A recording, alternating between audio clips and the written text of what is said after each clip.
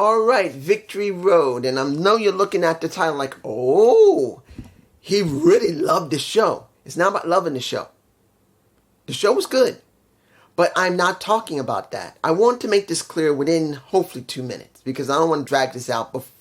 I don't want to take so long before I even get to the review. Because you want to know how I perceived the show. But I want to make this clear to everyone who's listening to me. Because a lot of people don't seem to understand. They don't. Some do, but the majority don't. When I said, and you see the title, the best produced TNA Plus show, I'm talking about production. I'm talking about the overall package. It's not just about the great wrestling as you would see it, or the great storytelling, or the great characters. We're talking about everything. And I'm telling you right now, this was the best produced show they've ever done for Plus, for the app. Honestly. And I will be even more detailed at the end of this. But I wanted to just make this clear. This is not just about the wrestling or the stories. This is everything. And I'll explain. Now, we did do the kickoff.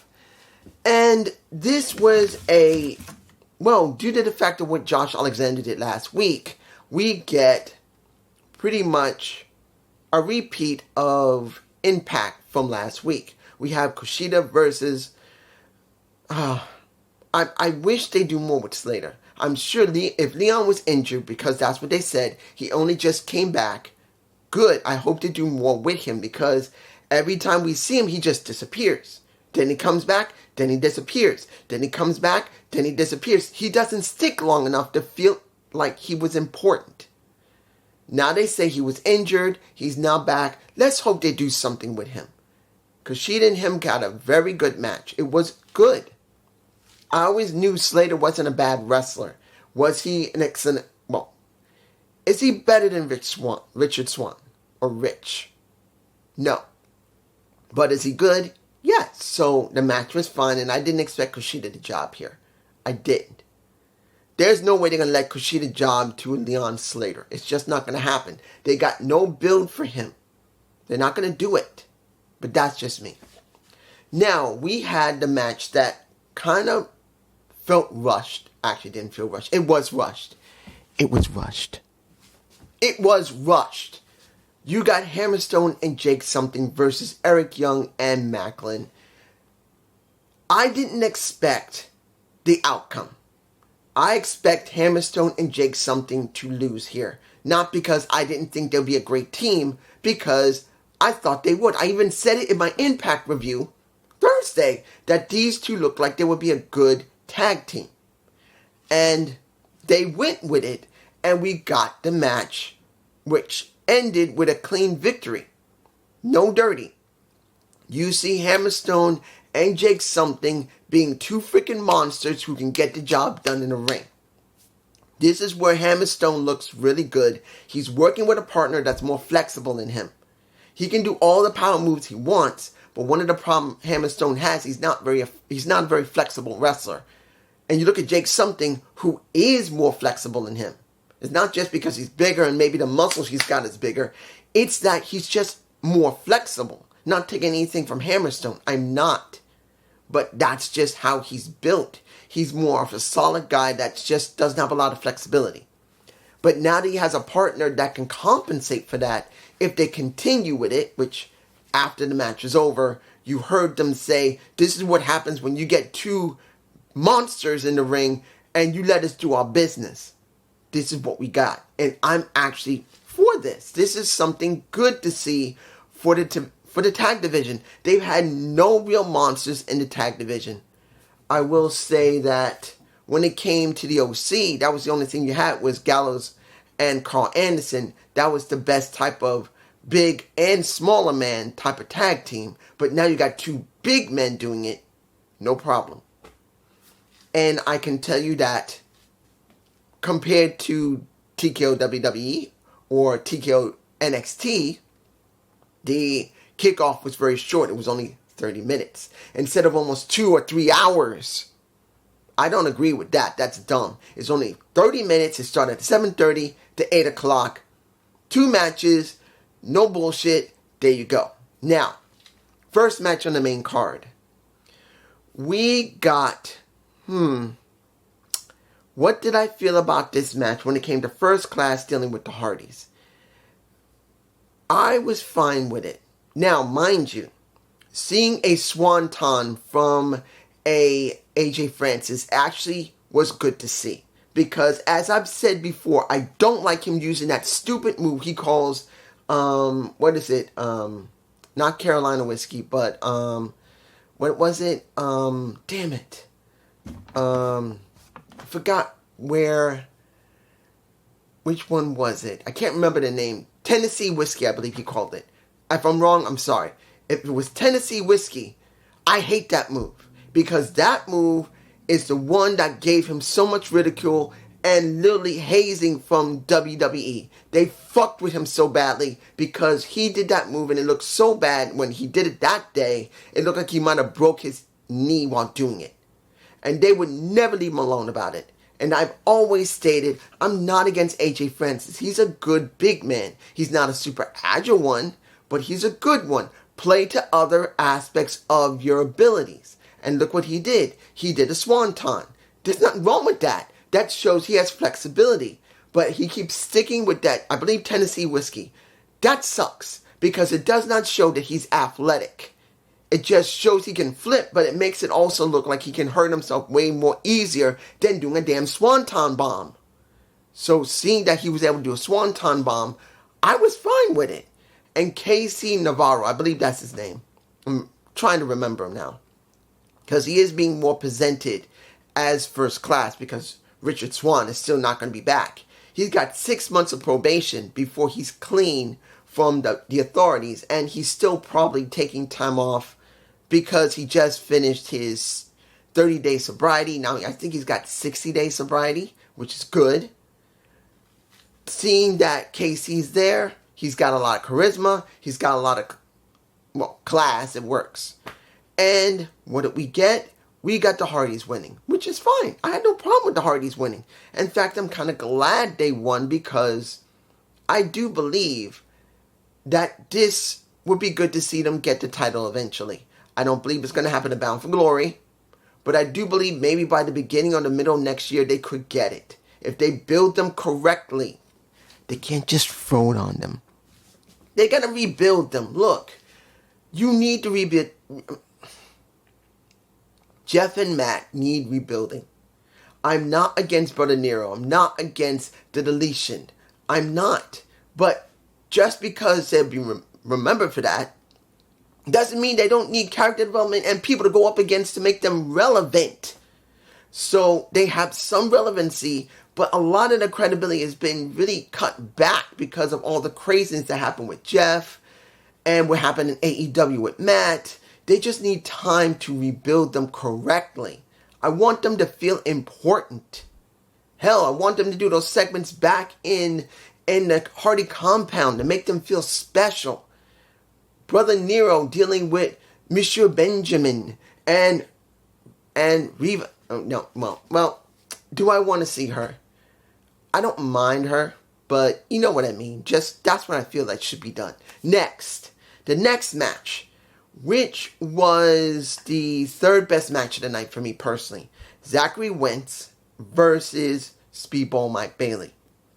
This was the third best match of the night.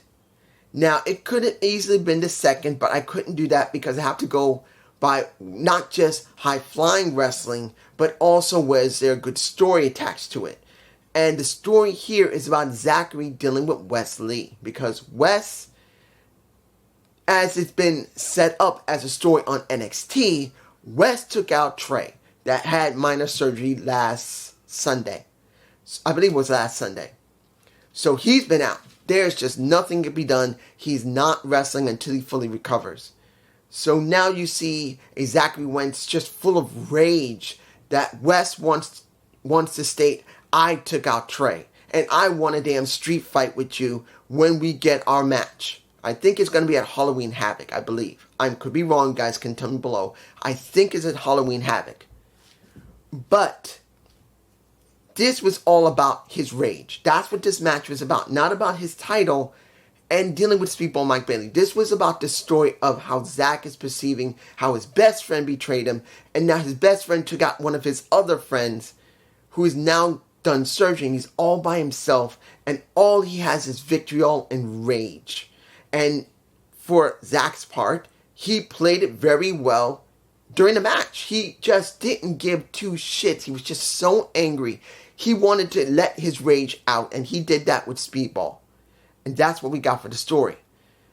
Now, I've always wondered how long they're going to let him hold the X Division, and that they're going to keep showing it on NXT TV. There's just no way they're going to keep it on for very long, because the story is not about Wentz and Wesley going for the X Division title. It's just not going to happen right now. This is about this story of how much rage is between the two. And this is what we got. Speedball White, I'm not going to lie, I would have liked to let him keep it a little longer. You see him botching him. I wish it could have been a couple more weeks, but they decided to make him drop it. And it was a clean win, no questions asked. That is it. It was just a clean win. You can't do any more than that.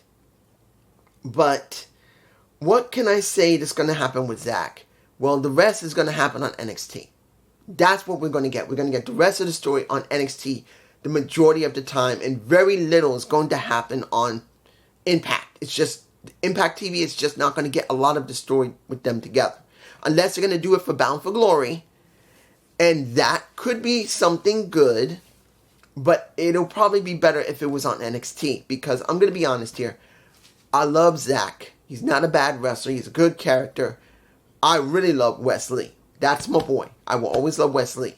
But I got to see, where would this story be the best? Would it be on TNA TV, on Impact, and maybe Bound for Glory?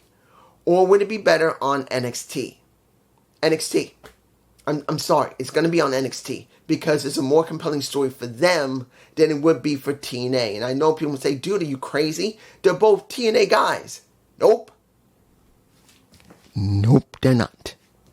We got one from NXT and one from TNA. And who is going to get the lion's share of any type of story that can really make something that can promote the company?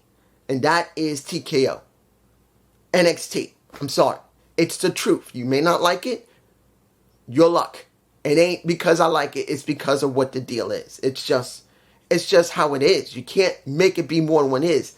This is the share here in this frame. Who is getting the lion's share of all the stories, all the things that are being done? NXT, TNA. Deal with it. Next, we get Rhino and PCO versus Madona and Steph Theander. Now, I did put this in my category of getting the match done, but we got no match. No match whatsoever. No. Guys, here's the deal. And I want to make this clear to you. Story is everything.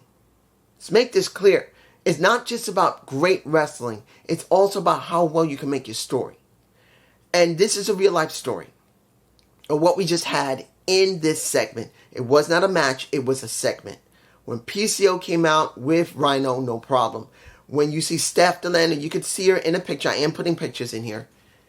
And you can see her in the hat. And then and Macklin destroys the hat. He's taking her to the ring. They're ready to go. But Steph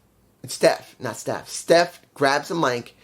And she does a promo. Now, I thought this was about something special. Or maybe she might say she's pregnant. Because that could have been something that could have been twisted into that. But this was not any of this. This was real life for Steph Theander. She's done for now. She has a neck injury and she needs surgery. Her entire promo was saying, look, the problem that's having here with you, PCO and Mac, you're going to have to deal with it. Because I can't do it now. She told the people, look, years ago when I was in Australia, all I dreamed about was being a pro wrestler and becoming a pro wrestler and coming to America. And a year or so ago with Matt, he gave me that option. And I will always forever thank him. Well, I'm not saying word for word, but that's what you're saying. I'm always going to thank him. And I still see him as my best friend. And it hurts me. But he brought me here. Then PCO, that's what she said. PCO, my husband, my love. I never thought I'd ever find love. I found you. And that was the nicest thing she said to him. Nothing about Rhino.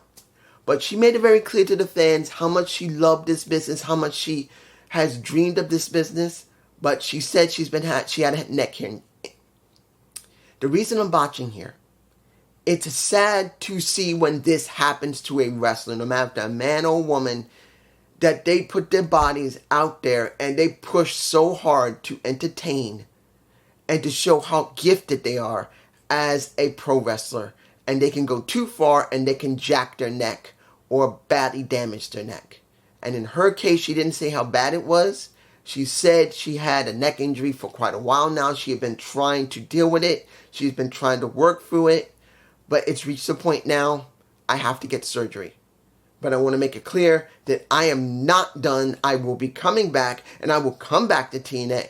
So she's done. And we got PCO and her leaving the ring and walking up the ramp together. He hugged her. He walked up. That's part of the story.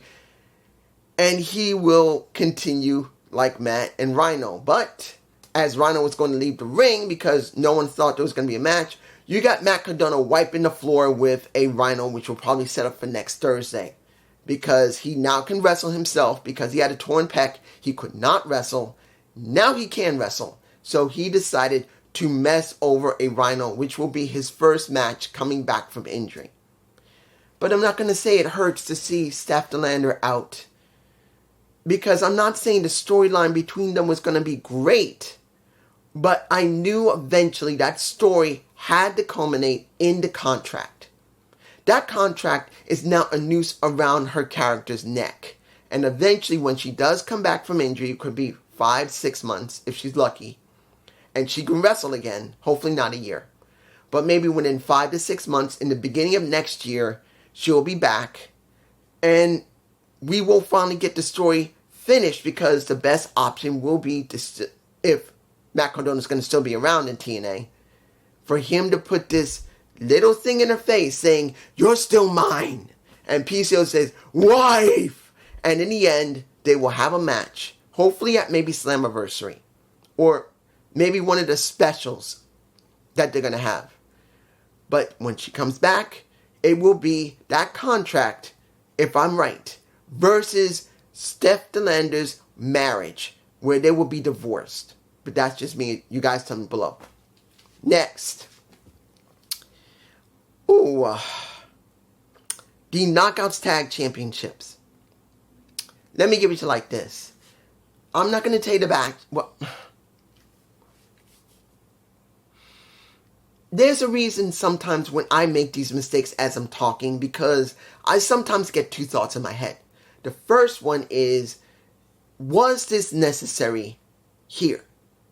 The other one is, was this a good thing, and what will come from it? And sometimes, being a dyslexic, I'm the type of person that sometimes will get two thoughts smushed together at the same time, and one is trying to push against the other. Which one is better?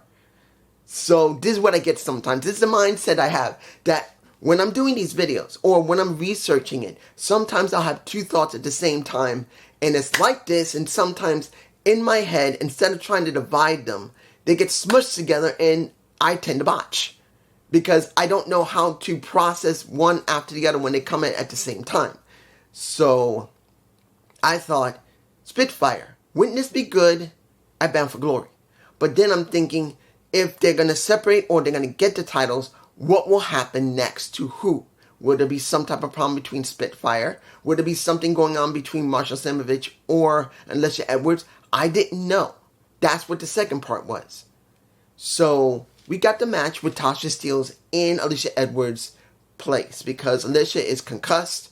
She cannot wrestle. She just can't. She can't bump right now. She just can't do it. She can be out there. She can be moral support. She can be basically a heater.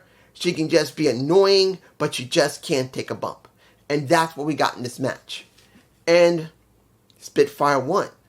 And I was thinking where they're going to go now, because the story for Spitfire was a good story, but I felt like it really needed more time to marinate. Being honest. If you think about it, wouldn't it have been better to spend a couple more weeks building it up before this? Or better yet, set it up for Bound for Glory? That they spend the next month talking about it, having matches separately or together, and they don't always win. And they're getting frustrated even more, worrying about, are they really going to separate? I kind of wish for that. I kind of wish it was for Bound for Glory. Well, it is for what it was. Because what did we get afterward? We got Alicia basically being in the face of Marsha, who is trying to say, look, don't worry about it. And she gets mad at Marsha, pushes her hand off. And this is Marsha we're talking about, Marsha Slamovich, the bitch from the country that cannot be openly talked about anymore because of the Ukraine war. She grabs her hand like she's about to do something to her. And everybody saying, no, don't do it. And it's Tasha Steelz who saves her ass. So it looks like now Tasha Steelz is going to be part of the system. As Marsha was a part of the system, now it's Tasha. Now this makes me think, now I could be wrong because we have heard reports that Killer Kelly is coming back. She is coming back. She was gone for a while, now she's coming back. Wouldn't it be ironic that Killer Kelly comes back just around the time when, hopefully, Alicia's finally fully recovered and she can start going back in the ring again, and Marsha's getting her ass beaten by Tasha and Alicia, and guess who comes back? Her former MK Ultra partner coming to save her ass. And then we get MK Ultra back together again. That might be where they're going to go with this. But there's just me, you guys, something below. Next, Josh Alexander versus Joe Henry. This was the second best match of the night. It is because of the story. And I want to make this very clear. I'm not telling you the story between Josh and Joe was a great one. But it was a story that they had been building for a while now. For at least about almost month and a half to 2 months. Nearly, that's what we've been getting. And I know in the month and a half, it wasn't very much, but in the last couple of weeks, it has been very substantial. And we got this match. And I'm telling you right now, it was the second best match because of how much over Joe Henry was, how much pretty much the walking wiener.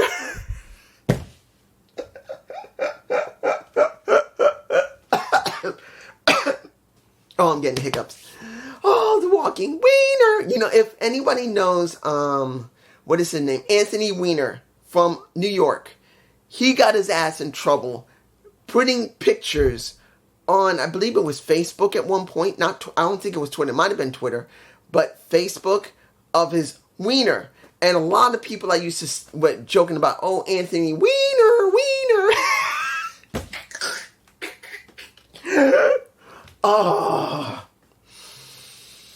I cleanse myself of any demons of sadness. Anthony Weiner. Sorry, I had to go there. But the walking wiener was chanted at one time.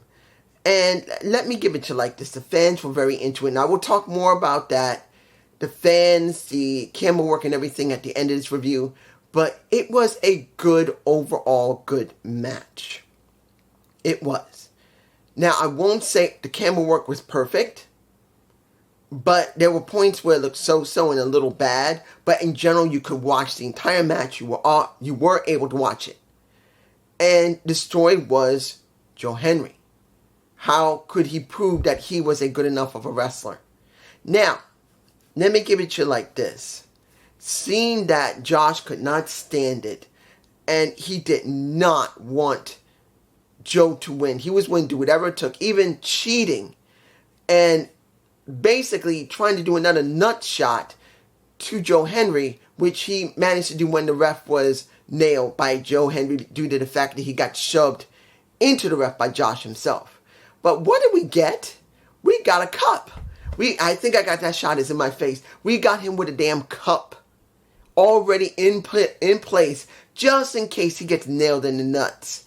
And he pulls it out with his own damn face on it.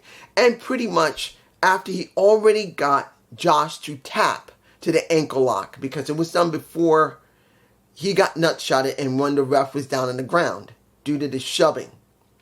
We got the same thing again. He basically managed to nutshot, and this is Joe, if I remember correctly, and then he put, no, did he do a nutshot? I don't think he did. But he managed to put the ankle lock on him again, and Joe got him to tap out. This is going to be interesting how they're going to make Josh Alexander look now, because remember, Josh Alexander is known as a submission specialist. And now he's been submitted by a guy who is entertainment, not a pro wrestler. So the question is, how can Josh pull this off as his heel character? It's going to be a question if he can pull this off correctly. But it's just me. Now, you have 2 more matches to go. Let me see here. Oh, had about 4 minutes left. I didn't want to take a chance of camera cutting off in mid-sentence. That'll piss me off. We get... we got 3 more matches. Sorry, my mistake. We get the tag match, the System versus ABC. Now, if you saw the Impact on Thursday, pretty much, we got Chris Bay's ribs being the big question mark how it's going to be handled in the match because he had injured ribs. And that's what they went with. Once the beginning of the match happened, he seemed to be fine. Then when he started doing some heavy impacts or medium impacts, you can see him wincing. And then once you see Brian Myers nail him really good in those ribs, you hear him screaming like a bitch because those ribs hurt. That's what the focus was about the entire match. And I'm going to tell you this. I was not surprised to see the System win. I wasn't. After the System just lost the Knockouts tag titles, they had to win something. So now they did win. I'm not going to talk too much about the match because it was a good match. It was more about Ace Austin covering for I'm not going to say that Chris Bay didn't do a great job selling the ribs because he did. But they wanted to show that Chris Bay could sell, but also when it comes to pretty much Ace Austin, can he pull up the slack and make it look good, which he did. So that's what we got. Now, here's the big one. Not the most important match of the show, but here's the big one. Knockouts Championship. Jordan Grace versus Wendy. Here's something I had to think about. Because what are we really getting in this match? Wendy Chu. Well, I like Wendy. She could talk. I've seen her talk. I've seen she can wrestle. She's actually better than at least 70% of the roster.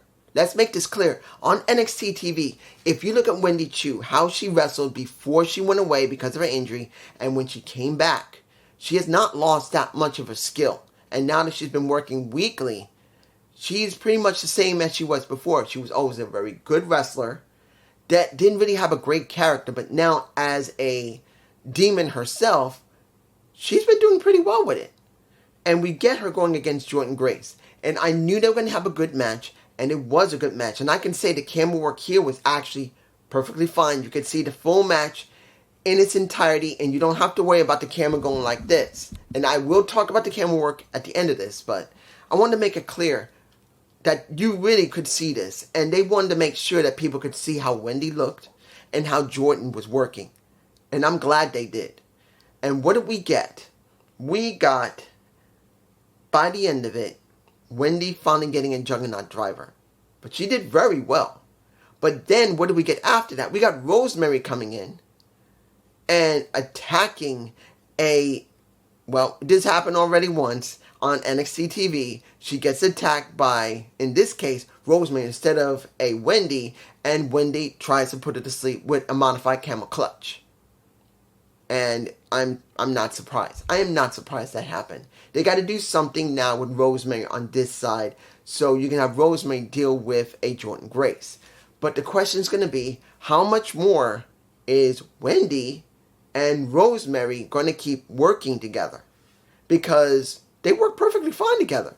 I'm actually glad they're doing it. Because if you look at Wendy, she works very well with Rosemary. They just seem to have a good chemistry together. It's just how it is. Now, before we get to the last match, I do have to say that seeing Santino Marella and Ariana Grace, his daughter, together, I do believe I have a shot of it. They're hugging, well, he's hugging his daughter. It's in my face. And it was nice to see it. He said, yes, here you are. Look, I'm glad to see Santino having a chance to work with his daughter in a wrestling, some type of wrestling thing. If he didn't go back to WWE, well, TKO WWE, seeing that both companies are working together and she's the one that's being allowed to be kind of like what Ava is. Basically, Ava is the general manager. She's not wrestling anymore. She's working more of a general manager than anything else. So at least she is still doing something. You never know when The Rock and her will ever meet one another, because I do believe that sooner or later, Nick Aldis is going to start wrestling. And then they're going to bring Ava up to take his place. And you will see The Rock interact with his daughter on Raw TV, I believe, one day. It will happen, since he's going to be working with TKO WWE for the foreseeable future. He is the executive chairman. That's what I know.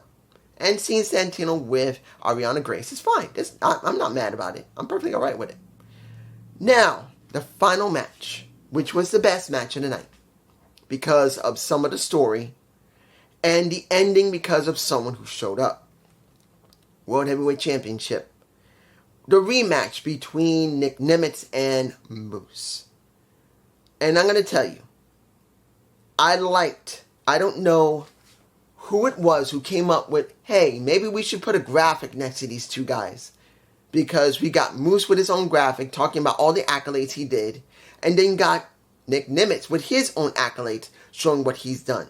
I'm glad they did that. I don't know why they never done that before, but I'm glad they have done that. Probably due to NXT's influence, I'm taking a guess. Because there's no way they're not getting some level of influence from NXT. But I'm glad they did it. I'm glad they went there with that, because it did give more of a very important fight feel. And then we got the match itself, which was a damn good match. Hell, we got Nick going for a damn table. He went straight through that table when Moose powerbombed his ass outside the ring. That was fine. I enjoyed it. But once you started seeing the system, I knew there was something screwy that's going to happen. But I didn't know what would happen next. And then what do we get? When the system kept interfering, they literally grabbed the damn ref when Nick did Danger Zone, I believe. A second Danger Zone. Because Moose kicked out of the first... No, how many Danger Zones he did? I think 3. So the second one, he kicked out of the first one. And the second one he got. And he was about to be counted out until Brian and Eddie interfered. And the ref wanted to end the match. Well, he wanted to end it there. And Nick is pleading with him. He did get on his hands and knees eventually. He was begging not to do it. So the ref wanted to eject them both. But they said, we ain't going nowhere. We ain't going nowhere. What are we going to do? We ain't leaving. And out of the right side of the cameraman, we got someone showing up and nailing both of them. And it's John Latefield. Everyone was easily chanting JBL, but he can't say his name. They can never say his name because that's a trademark of TKO WWE. But I don't care. Again, he shows up. And he gives a nod to a Nick Nimitz. And Nick appreciated that. Eventually, Nick did do a third Danger Zone and he finally won the match. And he is still champion. And with the possibility of his next challenger at ringside, which is Frank Kazarian, we got the ending of the show there. A very good ending with a surprise with a pretty much Bradshaw. And now, let me say this. Was this a good show? Yes, it was a very good show. Not just because of the surprises in there and the appearances. It was because we got overall good production value. Look, guys, I don't care what anybody says. And I know there's going to be people are going to say, dude, 2020 was a great show. Or this show, like Hard to Kill or anything. Fuck that. I'm telling you right now. How can I say this? For all the years I have reviewed all the Plus shows. It doesn't matter if it was Victory Road. It doesn't matter if it was Final Resolution. It doesn't matter if it was any of them. Under Siege. It doesn't matter how many years it's been. When it came to Impact or the newly rebranded TNA, the majority of these shows had major issues every single time. Either it was bad lighting, atrocious camera work. Literally, when it came to hearing the fans, you couldn't hear shit. And as much as there was more than a few people who told me, dude, the fans are cheering, they just never mic'd them. That's the problem. This is the problem they had in Impact, and this is the problem they have and still have in TNA.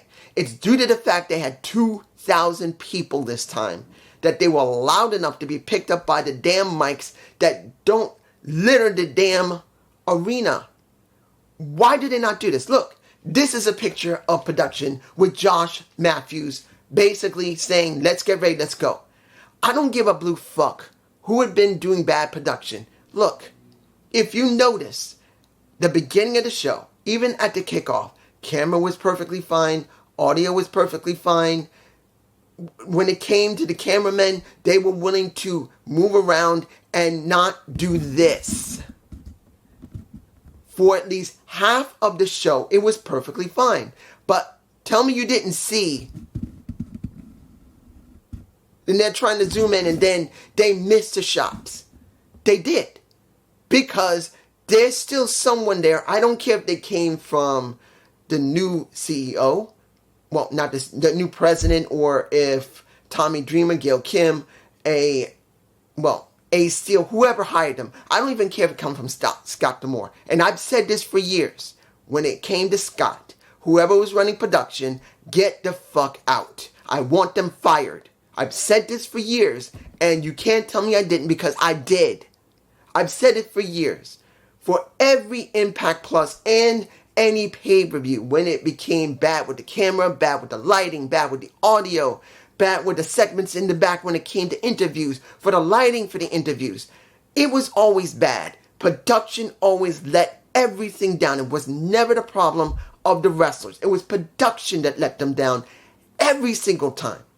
But this time, this one show is legitimately the best Plus show they've ever produced.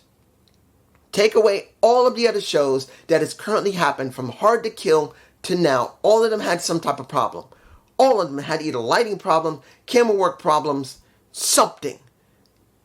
It don't make a difference. I don't care if you like any of the others, which I know people did, and a few of them were not bad ones. I will never say we're all trash.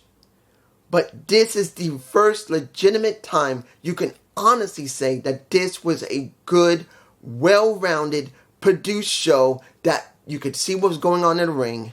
The storytelling was, some of it rushed, some of it needed to be put on Impact, or it was sad because it was going to Steph Theander because she's got to have neck surgery. But I'm telling you, this was the best produced show. It's not about being the best show, or if it was a pay-per-view, the best pay-per-view. It's just that they finally did the production right on this one show. The question's going to be, can they keep it up? Because we know they can't. How many times have we seen on TNA, when it came to the other Plus shows, or a few times easily, Impact looked like shit. There was something going wrong where someone was just like, I want to do this. Oh, the lighting is too bright. Let's bring it down, make it like this. Let's make it super dark like this. Or the lighting, let's make it like this. Or better yet, this. Sorry. I had to make an example because you cannot tell me I'm lying here. I've been watching this show for 14 years and I've been reviewing it for 12 of those 14 years.